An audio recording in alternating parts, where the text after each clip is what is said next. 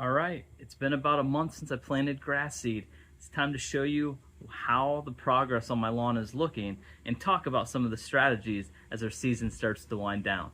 So let's get out of the weeds.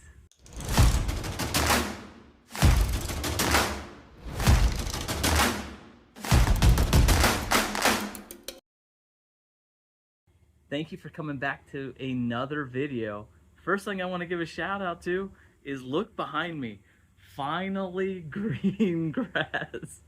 I have been so embarrassed by the shape of this lawn here that I typically try to hide it, but if you look behind me, finally I got some green grass. I'll show you here on the screen of some of my other videos this year, and you can see the lawn is not that green. So most of the time I'm trying to hide it strategically in my videos. Now, one thing you'll hear right here behind me, just coming on here, the sprinklers, starting to water it. That's one of the major things right now, especially when you're trying to grow grass and we're kind of maybe still getting some high temperatures, but things are starting to slowly turn and get a little bit cooler for a lot of us.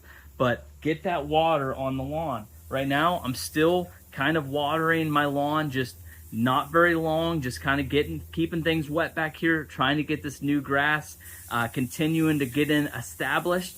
And you can see so far so good, because behind me it wasn't very green not that long ago. So even though things are looking pretty good right now for my lawn, it's not always the case. I've gone through a lot of horrors in my lawn throughout this year and since I've been doing lawn care. Now, with the season we're in, as we get closer to Halloween, be sure to check out a video I did a few years ago. It's probably my funnest video I've ever done, and it's my kids' favorite video to watch, the top 9 horrors of lawn care. If you haven't seen it, check it out. It took a lot of editing, and I put a lot of work into that video. Now, as we get closer to Halloween, I'm going to be planning to do another fun Halloween video all about lawn care and some of the scary stuff we deal with. If you can for me, leave a comment in the bottom and let me know some of the scariest things you've been facing in your lawn over the last year or so. So one of the milestones you're looking for after you plant grass seed is when can you do that first mow? Now, what you want to do is typically wait as long as possible. Now, this is going to be pretty easy if you're completely starting from scratch. But if you're kind of doing an overseed job or just doing some kind of spot repairing, it's going to be a lot harder because your good and established grass is already going to be fighting and starting to take off as the temperatures in that are getting more favorable. It's getting a lot of water, you fertilized. So now everything's kind of lining up for your grass to start growing really fast again, kind of like it does in spring. But you want to be really delicate with that new grass seed and wait as long as possible. For me, now that I've hit about a month, I couldn't really wait any longer. My established grass is getting very, very, very tall. And so I just needed to get on and get off and do my first mow. So now here's a quick look at what it was like for my first mow.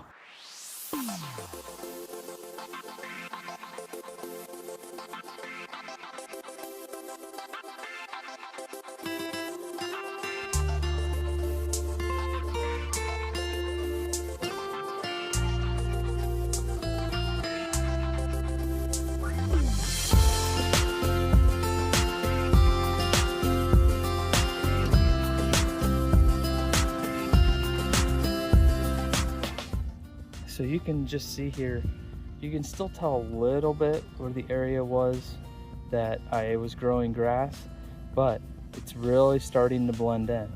Typically after you get like that second mow in or so, you're going to get to the point to where you don't really notice a difference. Right now it's still a little bit lighter. The grass blades are still a little bit thinner than the established stuff, but it gets harder and harder to tell where you're even doing some of your seeding. So if you're just now finding this channel, just now getting into lawn care, you may kind of be wondering, man, am I too late? Well, that's going to kind of depend on where you live. The one thing you want to do, our goal when we plant grass seed, is you'd like to get to where you get 2 mowings in before we get our first frost. Now, that's going to have to determine on how long you have. Where I am in central Indiana, I'm typically trying to time it up right around Labor Day or so to give myself enough time before we get our first frost. And so that way I can choose whatever grass seed I'd like, and I'm going to have plenty of time to get it established. If you're getting closer towards the end of your window and you're getting more and more worried about maybe getting that first frost sneaking up on you, but you still want to do some seeding, consider doing a seed that's going to get established a lot quicker.